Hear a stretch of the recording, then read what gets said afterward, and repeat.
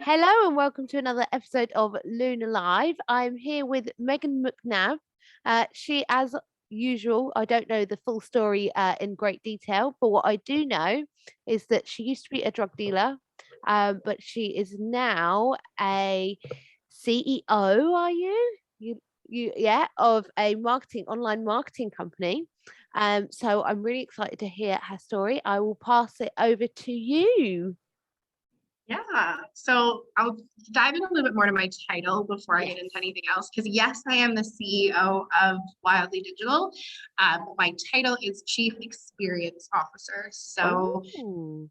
yeah, so we took out the whole like chief executive type thing because Uh-huh. my job is not to run my team. That's my business partner's job.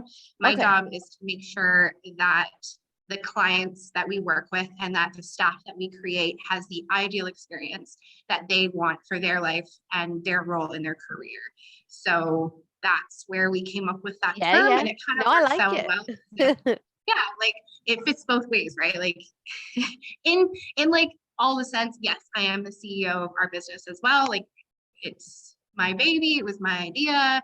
Yeah. My business partner and I met like 4 years ago, Mhm. almost. We were both in the same program at school. Yeah. And I just like walked up to her one day and I was like, "Hey, you want to start a business with me?" Yeah, She why was like, not? Yeah, "Yeah, cool. that's awesome." Like it took her a couple of days to like come around to it. She's like, "I gotta think Yeah. about it." But one thing that I've always been really good at is seeing the potential in people. And she was literally the yin to my yang. So Okay. everything that I have, she has the opposite. I am an extremely strong salesperson, Uh-huh. which comes from drug dealing. Yeah, no, to be fair, you've got uh, a point. We have we like people here when you get like the text messages through and stuff, because it's like I've been down that route as well, like not dealing, yeah, but the, customer. the receiving end, yeah, The for sure. receiving end, yeah.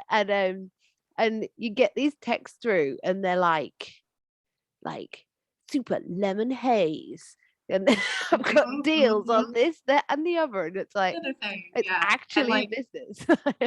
exactly, it is totally a business. And um, to get into that story, so might as well just like dive right into it. Yeah, yeah. I actually was running a Herbal Magic before I started drug dealing, which is a weight loss company. Sorry, Okay, my dog is fine, fine. has Dog's allergies, so she welcome. like licks herself. So if I just like randomly call out Elsa, that's why. Yeah, yeah. It's not a strange tick you've got. You're not just really Yeah, into Frozen. No. I am really into Frozen. I admit that, like 100%. That's actually like what got me out of drug dealing was Frozen. So there's a Really, whole I thing. need to hear this story. Okay. It's a whole story. Okay. Cool. So Cool. what, yeah, so I've always been a really like passionate, driven, almost I'm an overachiever, I Uh guess you huh. can say that. Like all through high school and stuff like that, like I was like top of my class, like honor roll, really kind of like the brown noser that everybody hated. All right. Okay. So that like put me on a path of like leaning into career. So like I always had a job. I was always really working since I was like 15. I've had Mhm. crazy jobs. And so when I was 19, I was in university Uh huh. and I needed a summer job. So I started working for this company called Herbal Magic, which they do weight loss. And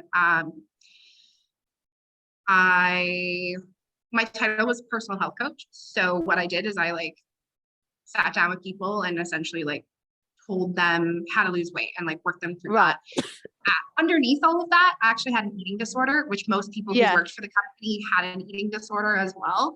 So like I Standard. looked like this like Barbie doll, like literally they used to call me Barbie. That was my nickname. Yeah. Um, and sell these crazy programs. So like Uh that huh. kind of was like my first into selling. And So then was it just as a like a side point? Because obviously, what I do as a transformation coach is I actually like help people come out of that disordered way of thinking, like when it comes to food. So what was yeah, it that you actually kind of sold as? Because it's really strange. There's a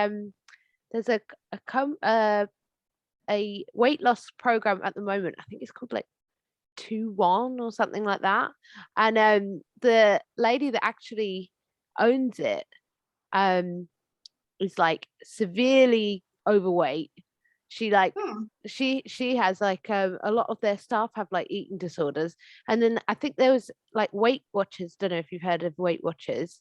Yes. Yeah, so they've got there's actually been like accounts of them admitting that they don't want people to actually sustain the weight loss. They want them to, like Exactly. they kind of almost brainwash them with that negative thinking of points, sins, naughty Yeah. food, bad food, this, that, and the other, in the sense that they want them to, when they come off of that diet, need them to be so kind of reliant on them that when they're away from them they just completely fall off the wagon. So it's interesting that that's kind of how you started. Yeah, that is like kind of what her magic was like. Like one of the Yeah, biggest selling points was that they didn't do that. That like we were better than Weight Watchers or Bernsteins or like any of those yeah, that kind of like manipulated the program. We use in Canada, we have the Canadian Food Guide, which right, is like the ideal way to eat. So it was more incorporating like really learning how to manage your body, but that yeah, was just a cover. Like of from course, working there, it was about moving pills. So yeah, that's where we go into the drug yeah, yeah, dealing, yeah, is that I yeah, yeah, started with moving pills. And when I say that I could sell anything to anybody, I still yeah, can. I can sell yeah. water in the rain. When people are like, you can sell snow to an Eskimo. And I'm like, yes, I can. Yeah. But I used to sell cases of products. So there was products that they had to use on a weekly basis that were Uh-huh. mandatory for the program. And then there was a shelf life of like, I don't know, 100 other products that you could use to help you get through like plateaus, lose extra fat, Yeah, and manage your cellulite, like so many different products. And I used to sell cases, like really. 12 at a time. And if not more than that, like I think my best sale was one time I sold like 6 cases or something on top of the program to somebody, because I was like, you Yeah, need this and you need this and you need this. And at the time I was taking 90 pills a day. So like at each really. meal, yeah, at each meal That was I for you was to kind of sustain the Barbie look, I guess, as well. exactly, I was probably forcing down like 30, I think it was actually more than 90. It was like 32 pills per meal Yeah. that I was taking from like, and they What were did all they natural do? supplements. They're just natural. They weren't Yeah, necessary, natural surely. supplements. Like, Oh yeah, they were all natural. That was the whole thing with Herbal Magic, because they were all natural products. But I was yeah, pushing so much into my system, and I manipulated the program that like I was taking diuretics, I was taking plateau breakers, which are like really high in uh, fiber, and what was the other thing? I forget what it's called. It was like riboflavin, I think was what it was. I might not be saying that right. yeah. But it was like a mixture, and the product itself was called Platoria, and it was supposed to be an immune booster for when you hit a plateau in your weight loss, where you could take Right. these pills for 7 days and it would like reignite your system. I took Okay. them all the time. So I was taking them all the time. I was taking conjugated linoleic acid, chromium, B6, B12, vitamin D, vitamin E, vitamin A. Like it sounds healthy, but like not in this excess that I was No, taking. no, not in that like excessive And amount. And yeah. And then there was like this other one that was like if you were constipated, that it would like help you not be constipated. I used to take that all the time too. Uh, so your body basically got like reliant on laxatives as well, really. yeah, exactly. Ah, And then on top of that, I had bulimia, so I wasn't actually eating anything. right. So like all Oh, of that great. every Yeah, day was, yeah, I was like, I was an unattainable goal, and that, but it sold programs. Like I of could course. sit down Yeah. with somebody and within an hour they were like, yeah, I'm sold, sign Well, me up. And it people was buy just like people, don't they? So if you're the image that people want to become, if you are yeah, like the image that that yeah, product supposedly achieves, then people are going to buy it. exactly. Yeah. 100%. And that was in our contract. So we had to stay within our BMI. So we had to be within our BMI. That's where like the bad part started coming in. Yeah, Yeah. like my regional manager would like, we'd have to go on weigh-ins if you started gaining weight. I was like forced to go on program. And then the way that the program worked was there was 3 stages. There was the weight loss stage, the sustainability phase, and then the maintenance phase. So like Right. literally in maintenance, you never actually left. And if something came up in your life, it was our job to be like, you need to go back on weight loss. So like if somebody was having a mental crisis, I was like, Oh. you should go back into weight loss. It'll do better for you. And it's like, no, you need to go see a therapist. Like, Yeah. come on. So, and because I was 19, I wasn't educated the way I am now in mental health that's and all young. that. Yeah, Yeah, that is super young and still influenced from high school. And like really mental health has come out in the last 10 years anyway. So it was like in that wave of it starting to take over that I was working there. And then, so I was in university, and then my second year of university, I was doing so well with this job and making so much money that I stopped university and I started doing this job full time. So I was in school part-time, working at this job full time. And yeah, they gave me my own center. So I moved to this small town in the middle of Canada called Listowel, and I was running this location, and my eating disorder like took over. And I was like, I remember one night I woke up from us, I used to call them sessions. I woke up from like a session, and and on top of this, I smoked a shit ton of weed. So I was always smoking weed too. So that was like always there. Yeah. So that's where like the drugs were kind of already there. Creeping I was very involved. Yeah. I used to buy pounds at a time and like sell them to my friends. Well, so that was like kind of where it is the same concept though. Like this is something again I talk about in my coaching when I've got like people that fall for like toxic men, diet culture, as well as kind of toxic substances. It's all a burial. It's all a way to kind of like bury what's going on internally. Exactly. Which so is why void, I point out these correlations, and people are like, oh, what? No way. Falling for dickheads and diets is a thing. And it's like, yeah. It's a thing. It's totally a thing. And like, let me tell you, we're going to get into the boys because they start to come in when I actually start the drug dealing, but like, it's all there. Okay. It's all there. So yeah. So speeding up the story, like back to where I was is, so I'm in Listowel, like doing my thing. And the center was failing when I went there. So like, I was actually a franchise converter. So I worked for corporate. So we would take over franchises, and I went in and like, they were making like maybe $8,000 a month and barely able to fill their bills. And within the first 2 months of being there, I had doubled their income and had increased their client count from like 15 to 40. Yeah. Which was like their expectation. So like killing it as far as career was concerned, but like dying on the inside. Yeah. So, and ethically, I mean, when you're in a place like that, and obviously where you're young, it's difficult to recognize the harm that you're doing kind of around you, the kind of what you're doing. You just kind of in like the zone almost, aren't you? Right. And because I was working as a corporate person coming in from the franchise location in a small town, everybody hated me. Oh, right. So like literally I couldn't go to a store without somebody getting mad at me. And like there were clients that like I was being abused by clients. I was being abused by my boss. Like it was like multiple levels of like really bad shit. So one night I think I fainted. That's what I can, in my gut, I know I was really close to death on that day. And like I fainted, and I was like, I can't work here anymore. I need to leave Herbal Magic. So I quit working for Herbal Magic and started working for Good Life, which is one of the biggest gyms in Canada. And I was an assistant general manager of like a club that had like 4,000 members. Same cycle started over again. I decided that, and I could sell like nobody's business there either. It was my job to make sure people didn't leave the gym, which is also in the gyms as well. Like if you're a part of a big gym, they are manipulating you each step of the way. Like there's a whole system behind how they run that stuff. So that's where, when I was working in that job, I met this guy, and his name was DJ. That's what he called himself. His name's actually Dragasha. Dragasha. I can't remember his last name right now. Like that's so bad. But he was a drug dealer. So he was like really deep in shit. He was working for like his dad so it's like a family thing for him. So like it was like a family business. Mm-hmm. His dad was one of the biggest cocaine dealers in KW, which is where I lived. And they were also involved in prostitution and human trafficking. Wow. So yeah, and I didn't know any of that going into it and starting No. dating him. Who does? Who has that on there? Like, could No you one imagine? knows, right? There's No a one billboard, knows. just so you So know.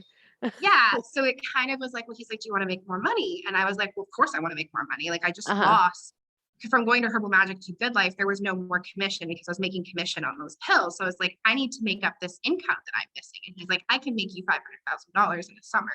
And I was like, okay, Yeah. like, sure, let's do it. Yeah. And yeah, it was interesting. Like I was moving because we were in KW, and he was the middleman for one of the big guys that worked under his dad. So he was constantly moving cocaine. I found out later that he was also actually selling crack and meth as well. Wow. So like I wasn't dealing with small shit. No, no, it wasn't just a bag of weed here and there. No. No. And I actually developed quite the cocaine habit myself. So he was also able to manipulate me with that. And I learned like what cocaine's cut with. I learned how to take it from like when you get half a key or even a quarter key and make it into a full key, like with just. Yeah, I used to have I remember having a friend. They're never really friends, are they? When you're in the drug world, when you actually take the drugs away, it's like, were they friends, or was they just that was our mutual interest? But had like went and got us a bag of what was meant to be cocaine once, and came back and like later found out it was literally just like mainly numbing agent, like some form of numbing agent. And that's mostly what it is. So it was a mixture of like. And sometimes there were other drugs that we would throw in there too. Like there was ketamine sometimes in there. Crushed paracetamol. Exactly. Lots of Tylenol 3s and Percocets, like all that stuff. And then there was also like weight loss supplements that you could put into cocaine. Really? So it was like these two worlds just like collided for me. And I was like, you want to get high and lose weight? Like right? That's your USP. So yeah, so my messed up brain that was like clearly, and through all of this, I still have a really bad eating disorders. Like all of it was there, not getting any treatment, nothing. No. Actually in between there with working at Herbal Magic before I met him, I did go through a treatment program. I like while I was working at Herbal Magic, I realized how sick I was. My personal trainer was like, I can't train you. You need to go get professional help. Yeah. So I had like quit Good Life Good and I PT, went on because a lot of them don't do that. A lot of trainers are like, just give me your money and carry on. So no, she was fantastic. I think of her as like a guardian angel because she did save my life in a lot of ways. That was really important to me. But yeah, so like I had like left Good Life for 3 months to go through this healing process, started working there again at another gym, and then met this guy. So it was like this whole mess of shit. That was you were still too vulnerable really to deter that kind of like negative energy, really. Right? Like way too vulnerable. So I started dealing drugs with him, and I was learning about how all this stuff worked, and decided.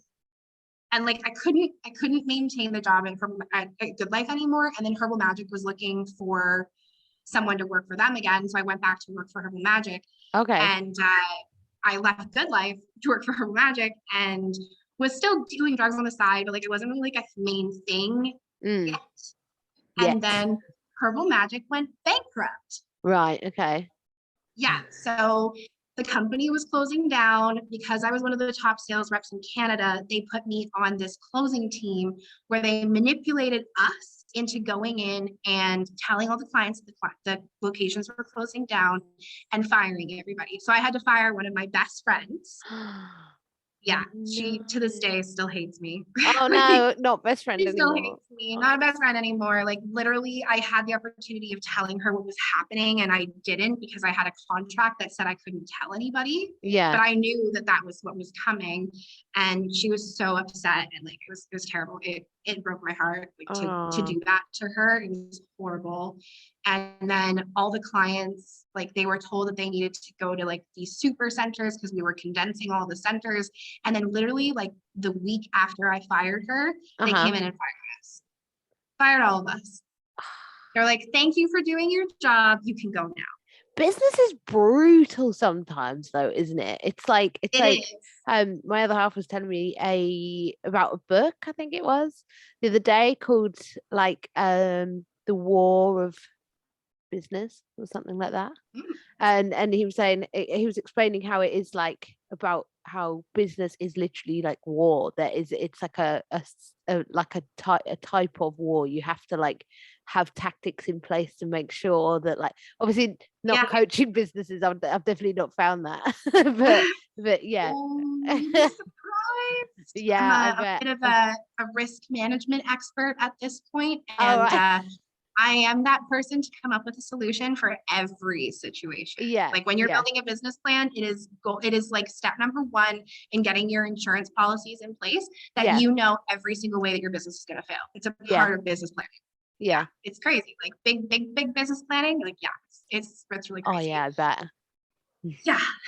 And like down the line, I actually worked for an accelerator. So like that's where I learned how to run businesses. So like, Oh, yeah, my okay. journey has been quite the Yeah. immense journey here. It's But good though. It's good though. You've absorbed everything and then you've created, obviously, you're in a good place now. So it's obviously definitely everything happens for a reason.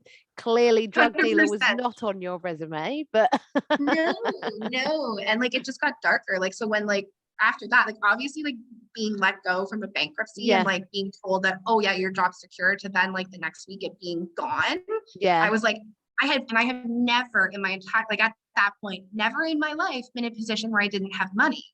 And yeah. so all I had was the drug dealing. And so of Uh-huh. course, Dragashaw being as smart as he is, because as much as we think that people who live on the streets and stuff like that are stupid, or that might be the stereotype, Mm. it's not true. There are people who live on the streets who literally it is their game to manipulate people to just get them through that next step. A And that was version him. of street smarts. Exactly. Like his whole thing was like, I'm just going to use as many people as I possibly can to make money in as many ways as possible. Yeah. So I also learned this really interesting way of lying to fast food restaurants, that saying that Right. they fucked up my order and getting free food. So I found a way to like get free food. Okay. I was I was selling cell phones. Actually, I was stealing cell phones from like stores Yeah. and then reselling them to other countries, which Yeah. that was interesting. I learned how to manipulate IDs so you can get new IDs out of the existing Wow. ID. Yeah, like I was deep. It Yeah, was you were like, also you were a real sponge brain by the sounds of things. yes, Like you just yeah, absorb things and was like, okay, I'll take on this character. Okay, I'll take on this character without yeah, actually exactly. realizing that you were probably worth a hell of a lot more than drug dealing on the streets. But you were just 100%, like, oh, right? I can chameleon this, I can chameleon this. Yeah. And you know it's funny? The logo for Wildly Digital, Was it a it's a chameleon? chameleon. Chameleon. Unagi, look at So it. yeah, right. Like it's all there. It's all like it's quite the like the way that it all has like fit together is Hmm. insane. Like it has made me the spiritual person that I am today Yeah, because like yeah. yo, the universe had my fucking back on Uh-huh. all of this stuff. Like there were so many times like so we so like when I was dealing drugs, we essentially took over all of cottage country in Right. Ontario, which is like the province that I live in. Uh-huh. So Lake Huron is like this big attraction center for like people in the summer and stuff like that. But like all the kids that live there are huge druggies. Like Yeah, they yeah. do, that's all they have to do because there's nothing else to do up there Right. in the Okay. winter except for do drugs. So we were dealing to 20 towns up there Yeah. and moving like probably a quarter to two quarter keys a week to Wow. each area. Yeah, it was a lot. Was And there ever I any got like drug wars and stuff? Were you ever like involved in anything like that? Yeah. There were a couple of times where it got pretty close. There was one time that there were these two guys, a guy and a girl that came up to, and I had a cottage up there too, so I was living up there with him at my cottage. They got in a fight. I don't know what the fight was about. I can't even remember. It was something about, like, after the fight happened, I found out that it was because he accused him of stealing his meth or something, and like, so he like beat the shit out of him, and the guy almost died. Like, he had to go get his kidney taken out, or not his kidney, his pancreas exploded or something. Like, it was bad. It was really bad. And then there was another time where we were at this guy's house and we were like dropping stuff off. And this is how smart they are. Like, I don't know how they realize how to do this stuff, but he was like, you take a line. I knew what was in that shit. And I was like, I'm not fucking taking that. And I said it right in front of the guy. And like, all I saw was this gun come out on the table. And I was like, what did I just do? Like, shit, I've blown my cover. What did I do? And like, and all I get is this like death glare from Dragon Shot, like down the table. Like, what did you do? And then he's like, I need to go talk to Megan for a second. And he like, or I had a fake name at that point. They called that my name was like Ray Ray. I don't know why, but supposedly it's like some Somalian term for like talks too much or something like that. I don't know. Okay. Ridiculous. Which it makes sense because I didn't know. I just had this like, I talk about anything. It's a part of who I am. So, yeah, he like took me aside and he was like, yo, you're gonna get us killed. And I was like, oh. He's like, go take that line and don't fight it. And I was like, okay. And so I went back to the table and I was like, yeah, sorry, my nose is just like really sore from the last couple of days. Like, I didn't want to, but I'm just gonna do it in the other nostril and it'll be fine. And so I ended up having to take this like nasty line that was like disgusting, and it was like barely even drugs. It was mostly other shit. And I think in that one we had even put like drywall dust in it or something. Like, broken glass and stuff. I remember that was something. And rat poison. Like, we legit were using rat poison from the cottage. In it. Like, anything we could find, we were putting in these drugs. Like, it didn't matter. It was just make money. That's all it was about. Was just make money. There's no conscience. There's no like no conscience. No. And yeah, so I like, that happened. And so like that went on for like probably like, and all this happened in like 8 months of it being that bad. Like, it wasn't even like that long that I was really deep into it.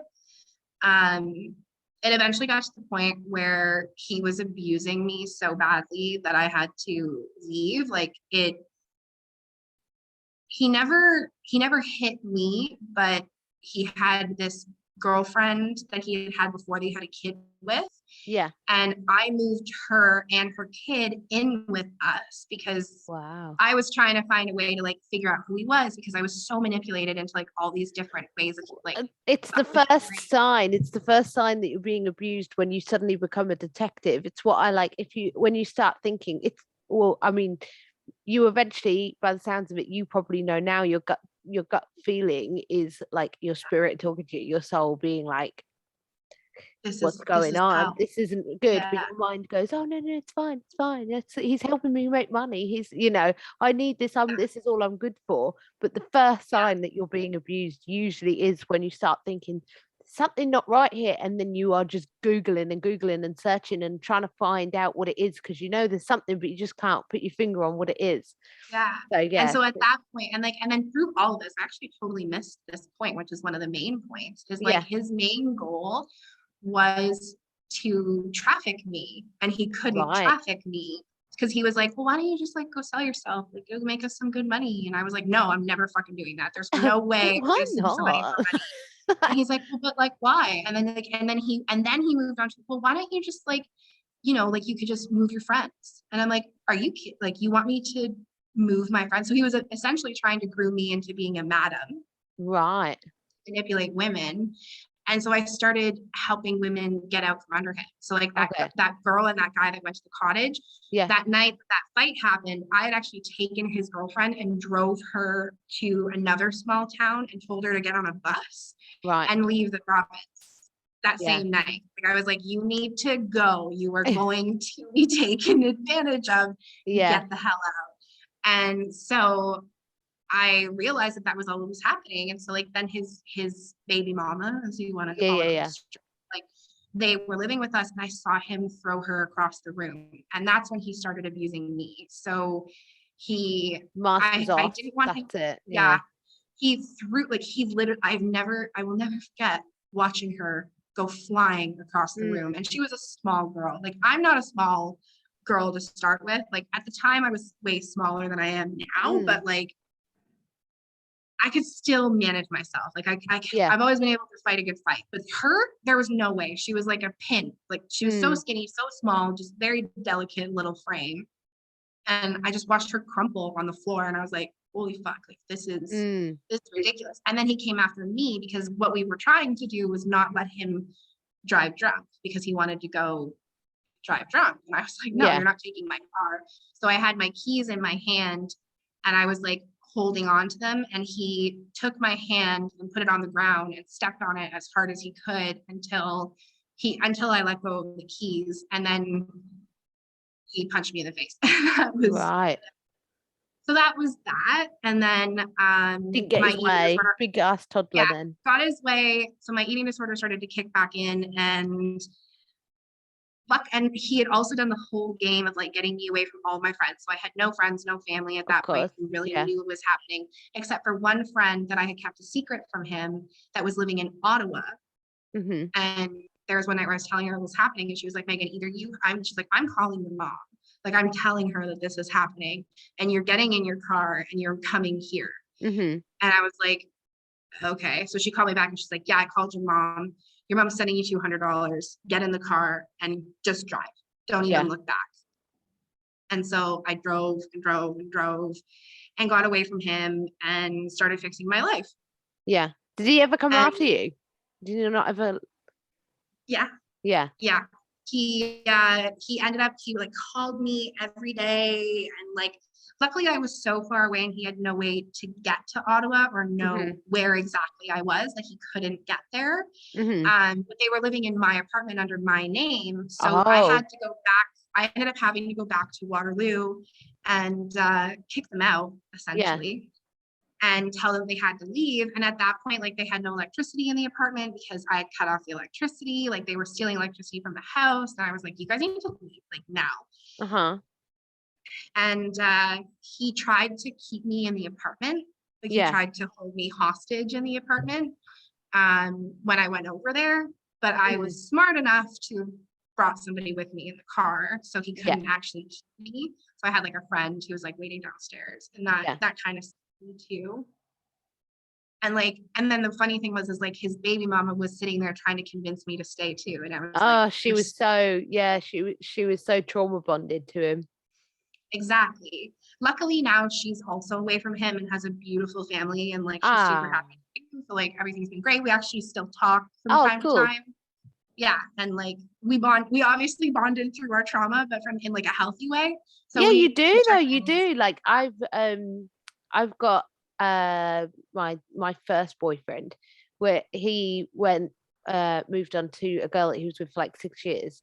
And I like kind of pre-warned her, da, da, da, da, da. She hated me when she was with him. Then when they broke up, we went to the pub. Like now we're good friends still. We still talk. Like Exactly. yeah, it's Exactly. good. It's good Right. when girls can do that though, because some girls are just like, it's all hate. It's all hate. They just want steal this, that, and the other. And it's like it's really nice when women can actually empower each other a little bit like that. So that's cool. Exactly. That's cool. Yeah. So that it worked out well. And like I think that's one of the things that like I realized is like at the end of the day, women are women, and we know when things are going south or things are Uh-huh. wrong. Like our intuition is super strong. So even if someone's treating you like shit in the moment and that woman is not being who you know she can be, when she Yeah. comes out of it, she's going to go back to her regular self and will obviously apologize for Yeah. whatever happened. And like I had to do that myself. And so like when I left, everything kind of like figured itself out. I then like as soon as I moved to Ottawa, I got a great job. Like Oh, because of my really? resume, like my resume was great that I went into Uh-huh. like just work at a shoe store, like Payless Shoes. I don't know if you Yeah. guys had in No, in we don't. But yeah, I can imagine. So it was a big brand. They actually are now no longer exist either, which is kind Oh, of funny. right. Like I've worked for so many companies that have like gone bankrupt. It's so weird. It wasn't Um, you, wasn't you? it wasn't me, never me.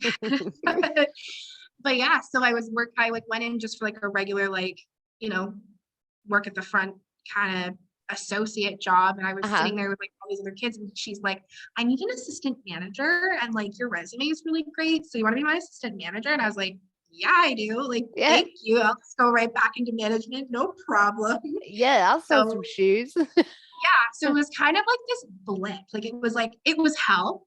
It was pure hell for that year. But that year, like, made me appreciate who I was Hmm. and like what had made me who I was in that moment. Like, if you didn't know that that had happened, if I don't tell you that that's happened, there's Mm. no way you'd ever know. Like, I don't look like that type of person. I don't act like that type of No, person, no. but it exists and it's a Yeah. part of who I was. But what it did is it literally opened me up in so many new ways where like I Yeah. understood the power of the universe and the power of the law of attraction and the power of my own worth. Like, yes, Uh-huh. I'm still working on my worth and I'm not perfect. And like, it's not like I like have this magic tool that's going to fix you, but it allowed me to see just how great of a person I actually Hmm. was. Yeah. And so I was working for Payless. And then I ended up moving back to Waterloo again for another toxic guy. Of course, yeah. But I got my beautiful dog out of it. So like that was totally fine. Like, that was the I thing. got And I through got all of that, Elsa. I got Elsa. So through all of that, and like when I was leaving Dragashaw, his daughter was a baby. So I think she was like 1.5, 2. Yeah. I taught her how to walk like before, like she used to follow me around the house crawling, and then just one day she just like crawled up my dress and just started walking. Oh. And I was like, oh my God. And like even her mom was like, I can't get her to walk. You got her to walk. And I was like, I just wouldn't pick her up. I just told her, no, like, no, I'm not picking you up. If you want to come over here, you're going to get up and you're going to come reach for me. And she reached for me. And I was like, yo, this is crazy. But So this girl actually makes me work. I like her. yeah, it was kind of funny. And so we used to watch Frozen, and that Let It Go song was like, it changed my life. Yeah. Like the whole concept of it, everything about Frozen and how it's like, it was the two females that connected and raised I was themselves up. about And to it wasn't say like that. Frozen is the first. I mean, Yeah. there are. I actually do a webinar on I'll send it to you. I actually do a webinar on like debunking Disney. Disney. What's Disney? Disney. And Yeah. it's saying like how yes, there has been Disney films before, like Mulan and stuff, where it's like, you can be someone who's not just this girl, but Yeah. Frozen was the first kind of women empowerment like movie. That was the Exactly. first like Exactly. Disney one that was Yeah. like, And yeah. it ignited, I think it ignited the feminist in me for sure. Mm. Like it was totally like women rule the world. And that was like, in that moment, We like are through all that goddesses. shit, it was like our goddesses. Yeah, we Uh-huh. are. I knew you'd get And it. like I knew you'd get it. yeah. And I'm not even kidding. Like you can see that in history too, like Yeah. paganism, like witchcraft, Uh-huh. the Anzingas out of Morocco, like Mhm. the true originators of the world. It's always been women. Mhm. That's why men have been like the patriarchy. They've just been trying to keep us held down when really we're the blossom of life. We're the ones that give birth. Without us, there's nothing. Well, and then there's like, well, actually, men really struggle with that. There's True. about how they feel like they don't have a purpose anymore, because there once was obviously a time where we were in like Yeah. cavemen times. Obviously, we gave birth, we stayed in the cave, we healed because it's traumatic AF. Like, and then they would go out hunt, come back, they would provide our homes. Yeah. And now women work, women can, like, they obviously birth, feed, everything, this, that, and the other, and that's why men actually really struggle with the fact they feel like they have no role anymore. Yet still, You're women right. are prioritized in the sense of like, you will still rescue children and women first. We are still, kept hold of, because we are, like you said, the reproducers, that without women there is no more anything no really, life. you know. Yeah, so it's like Yeah, and in the in modern times now, men quite struggle with it, but I mhm, think a lot of that is that they then don't take on kind of the modern version. They struggle to take on the modern version of it, and they feel like they for have sure. to have their cave built before they can securely let a woman in, which is why a lot of men struggle to actually emotionally connect with someone, like emotionally Mm, commit to someone, because they're like, I haven't got my cave ready. My cave's not ready. I don't have everything together. yeah, So that makes then so much sense. yeah, so they struggle to actually, like, I read a lot about men when like, because I was like, I want, you always assume like men are just like women with penises, don't you? Like, but there's so much more to it. Yeah, And I was like, I need to for learn sure. about men. So that's where my like mass knowledge of men has come from. But it's like, yeah, That's awesome. they feel the need that they go like, my cave's not ready, you can't come in yet. You can't come in yet. And really, their cave's never going to be ready because we don't live in caves anymore. Like, but Exactly. they feel like, oh, I haven't got everything together. But by the Yeah, time in modern day that men can have everything together, they're usually around like, 40s, in which yeah, case, not that that's too late, but that's very late on to be starting everything. Um, exactly. Yeah. but yeah, And but men pay a fortune to see women naked. This yeah, is what I, because I only coach women. Is this is what I say to them when they're like, oh, I don't know my worth and stuff like that. It's like, okay, how much would someone pay to look at you naked? Like, for yeah, one, how that's much? true. Yeah, how much is it that like men used to literally go to battle for women, like they would literally kill for their women. Like, don't be Yeah, thinking because you're a woman you're like, I'm not massively feminist, I'm just very women empowerment. I think women should definitely empower each other, whereas 100%. feminism's kind of more the extreme version, isn't it? It's like the more, Yes. they're more like, we need equality, whereas I kind of respect the fact there is inequality, and that's because we have like a role, like we do have separate roles and stuff like that. But we've just gone off on a tangent, sorry, that is so That's okay. Well, I was actually going to just like add one more point to that, just to like yeah, wrap it up, because it kind of like comes back together. Like, yes, I went like pure feminist, but I have come yeah, back to the center. Like, I don't know if you've yeah. ever heard of like a Kundalini awakening. No, no. That.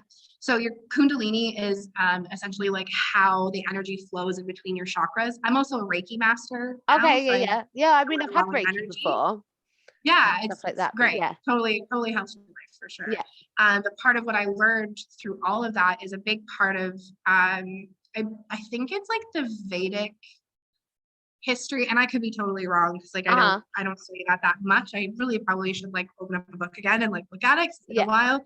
But there's this idea of, in order to have good sync of your energy, it's kind of like two snakes that go in between your chakras that yeah, are the balance of masculine and feminine. yeah, So what I believe is that everyone, male or female, it's just about finding that balance between your masculine and your feminine yeah, identity, and for how sure. those two mirror each other, right? Like, any man who feels like they need to have a cave built for them, or like their home or their solid foundation Yeah, before letting a woman in, is just insecure about his masculinity and yeah, needs yeah, to for lean into sure. feminism and feminine side. And the same thing with like women. If we have an imbalance and we're leaning too far into that victim mentality, is usually because Yeah, we haven't accepted our masculine self, or vice versa.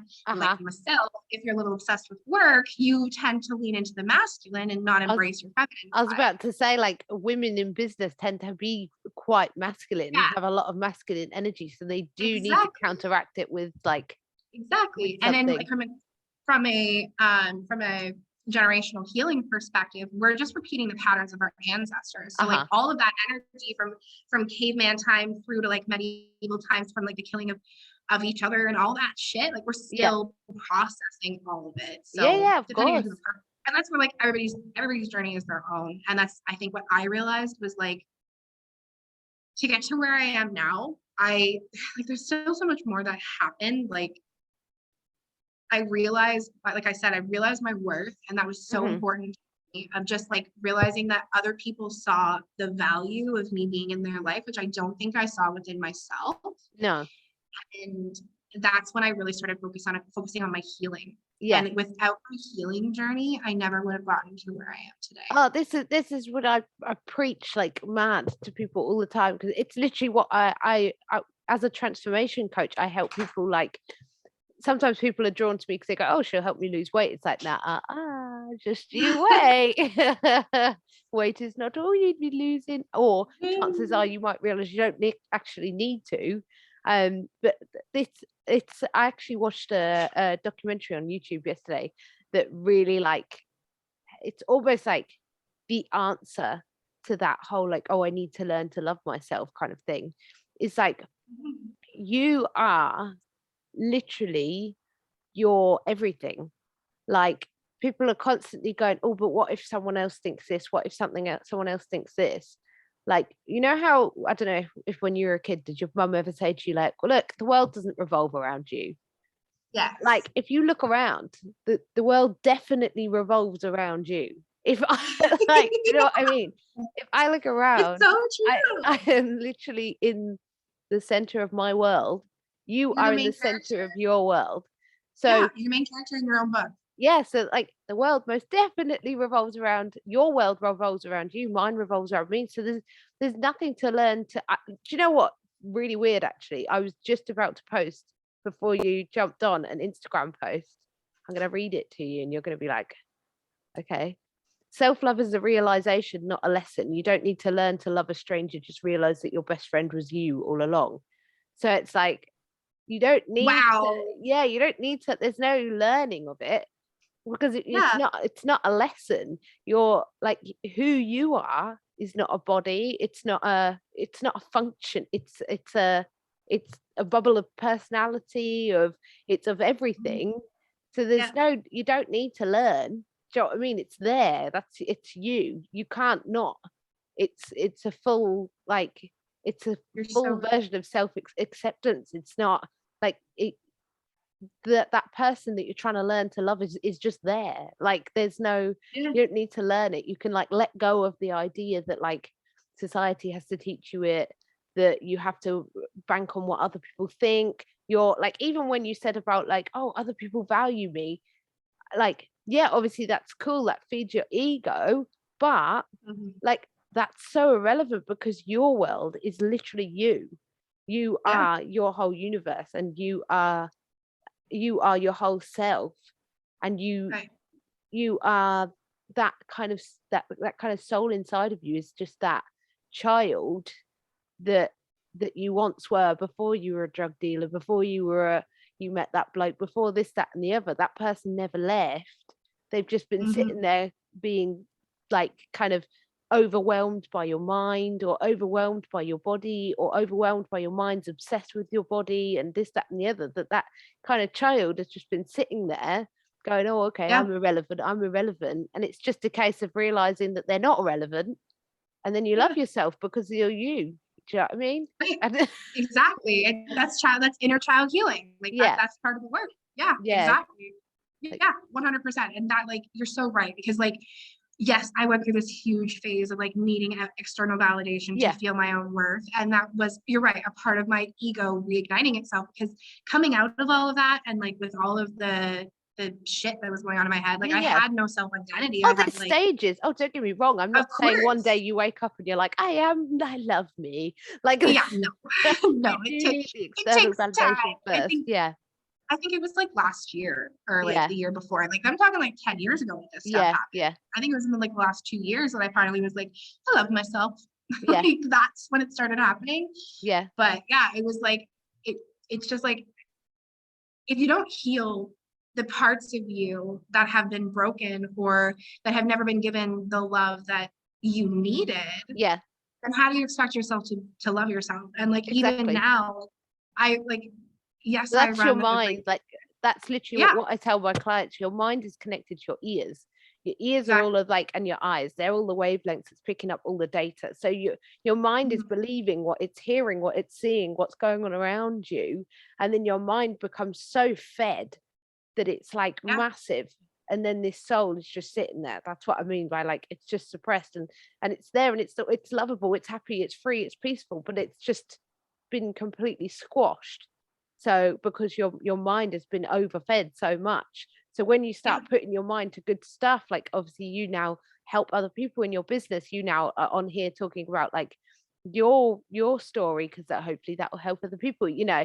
Then when you start Exactly. feeding your mind and distracting it by good stuff, that good stuff that from your mind then feeds into that soul, which then grows, and then you've got that nice kind of balance between like body, mind and soul, and then you can be who you were always meant to Yeah, be, like I your love authentic that. self.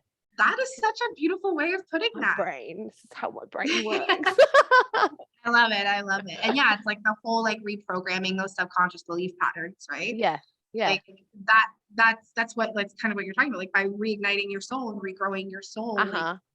your soul is your subconscious. Like they are the same thing. Yeah, Like yeah, they yeah, all are connected. It's the who behind what we see as this like material self that we yeah. show up in the world as every day. Like there is a higher self within us Uh-huh. who has all this knowledge and knows all these things, and like it's so important to tap into that. And I Yeah, think that's like, and that's the thing is like any successful entrepreneur will tell you the same thing. yeah. Like this is not like, it's not rocket science. It's No, just basic self-acceptance and being self-aware and it's working through your realization. tolerance. Yeah, it's Exactly. realization. And Exactly. sometimes, and you have to learn to forgive yourself. You have to learn to be gentle with yourself to then get to that realization. And some people, and this is the sad part, some people like my parents, like my grandparents, like they never did it. They never discovered it. They lived their whole life Yeah. thinking that they were a body and a mind, and they completely neglected that part.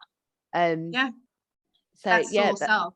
yeah, I know and that is what, that's why I got into coaching, because I was like, if I can coach 300 women in my lifetime, I've helped 300 potential mothers. I've helped 300 potential, you know, friends that Yeah. could then help other people, and then hopefully the next generation. There isn't so many people that haven't discovered that kind of internal self. That's Because such a most of my, what's that? Sorry.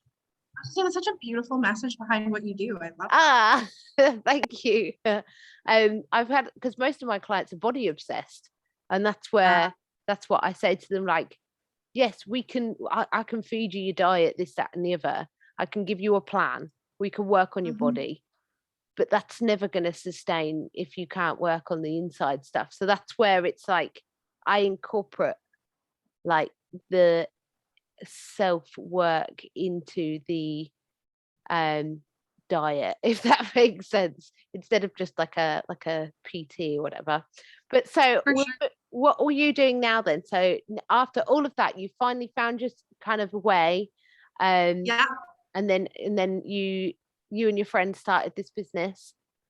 Yeah. So there is one more piece in between that's pretty Yeah, important to outline of is course.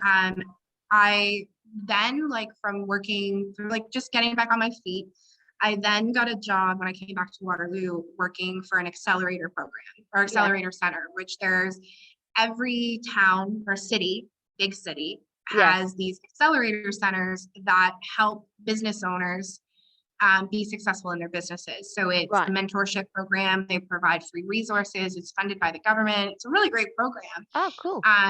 Yeah, it was a really awesome job. Um, Again, I ended up getting let go because of funding cuts, Right, which is okay. super interesting. But in the long run, like what it taught me was how to run a business. My Yeah, job was I was a client programs coordinator. So I sat down with new businesses every day, budding entrepreneurs who had yeah. amazing ideas and set them up with the right mentor that made the most sense for them. Right. And Cool. I learned from these mentors. And then I was also, because we were connected to the University of Guelph, which is one of the biggest universities in Ontario. Yeah. Like they have a really great reputation in the agriculture industry. So I was a part of the Hub Incubator program as the administrative assistant, where they took 5 or to 10 businesses per Yeah. semester through this program on how to set up a business. And it was using it's a website called strategizer.com. They have a book that's called the Business Model Generation Canvas. And so it's business model canvassing, which is essentially building a business plan on one piece of paper. So I Uh-huh. learned this like secret formula to building a business plan. And I watched business after business after business go through it. I watched them. I learned how important pivoting within your business is, why having a solid understanding of where you want to go 1 month, 1 month, Yeah. 6 months, 1 year, 3 years, 5 years into your business is so important. And like, I learned all these skills about running businesses. Yeah. And then I got let go. And one of the women who I had met through building my network, she said, you should be a social media manager. Like you should run a social media business, because part of my job was running socials for excuse me, for the Accelerator Center, which was called Innovation Wealth. And then so I started running my own business, and I started helping people run their socials and like learn how to use social media effectively. Yeah.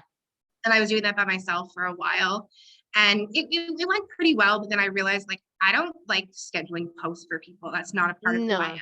You're what? Yeah, you have more worth and knowledge. The Good, like strategy side of things. And then I was in this program. I have a postgrad in social media marketing, and so does my business partner. And that's where we met, was in this program.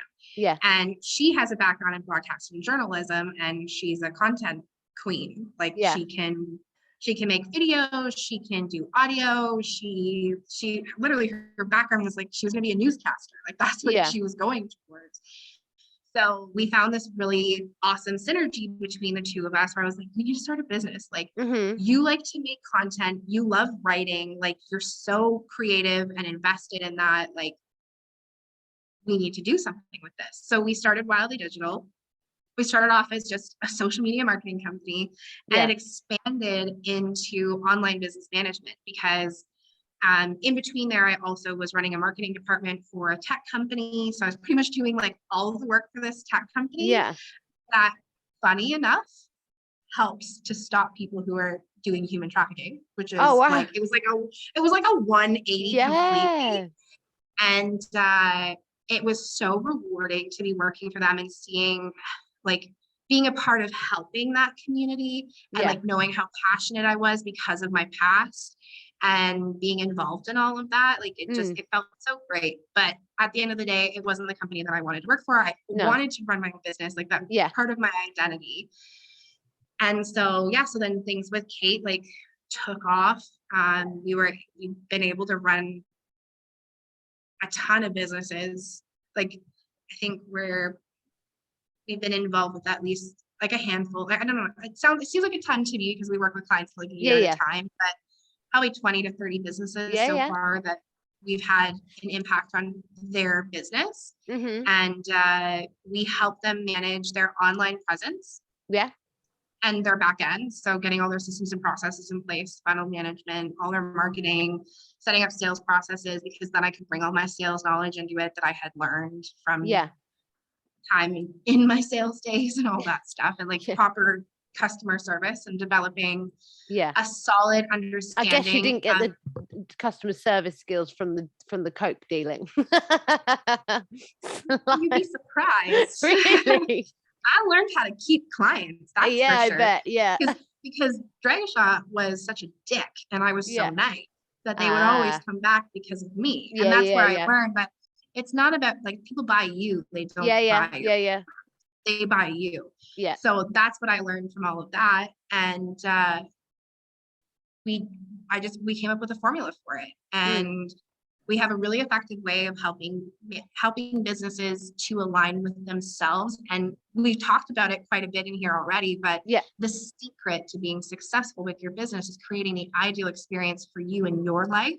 And then building that into each stage of your business, because there's 3 experiences that matter most in your business: the owner's experience, your staff's experience, and your customer's experience. And they have to align. Everybody focuses on the customer, but really you don't have a solid understanding of what you want your life to look like and what you want your staff members' lives to look like. That's never going to get delivered to your customers effectively.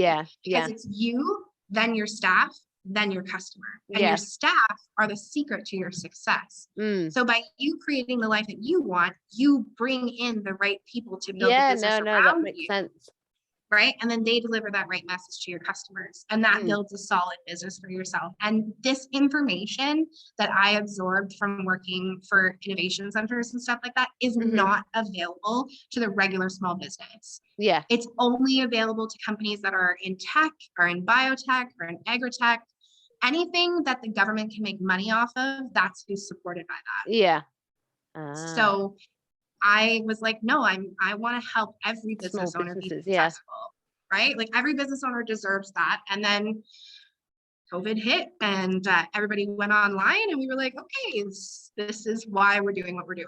So we've been able to make it through COVID without having to take any government funding or any support from outside sources. We've done it all by ourselves, and got to a point where we saved enough money. Like my business partner was actually here with me, but she ended up having to go back to Canada because our flights got messed up. So I stayed for an extra month. She cut her trip a little short, but we bought this beautiful place for 3 months, and I've been living in paradise. Hey, I like it. Yeah. And I think from like a good versus evil perspective, the one thing that like I think I hold true and was so crazy is that last year there was an article in the paper that Dragishaw was arrested for human trafficking. Oh, awesome. Which is why I'm saying his name. Yeah, so which is why I'm saying his name, because he has messed up his life so badly. He's been in the papers for doing what he did, and I have no shame in saying who he is. No, and because I think you can talk openly as well, really. Because I want to be able to, ideally, like you said, like I want to be able to help other women see success, and hopefully people who are in my network or who've been connected to this, if they've heard of him or have been affected by him, they know that there's something they can come talk to. Because I'm always awesome here. That's awesome. I love it. So where can people, I'll wrap things up. So where can people find you if they want to drop you a message, if they want to use your service, anything? Where can they find you? Where can they talk to you? Yeah, so my personal brand is at Meg Moments with 2 G's. So it's MEGG Moments on Instagram, Facebook, TikTok, like wherever you're looking for me, that's my name. Cool. One of the things we teach in Wildly Digital is you want to keep your brand consistent across all platforms. So that's a part of that. And then if you want to get our services or learn more about how to align your ideal customer, owner, or staff experience, is at Wildly Digital Co. on Instagram and Wildly Digital on Facebook. Awesome. Well, it has been fab talking to you today. I will pop all of those in the description so people can find you if they want to. But it has been awesome talking to you. Thank you. All the way from where are you from again? I'm from Canada. I'm from Ontario, Canada, and right now I'm in the Dominican Republic. Well, all the way from the Dominican Republic. It's been awesome talking to you.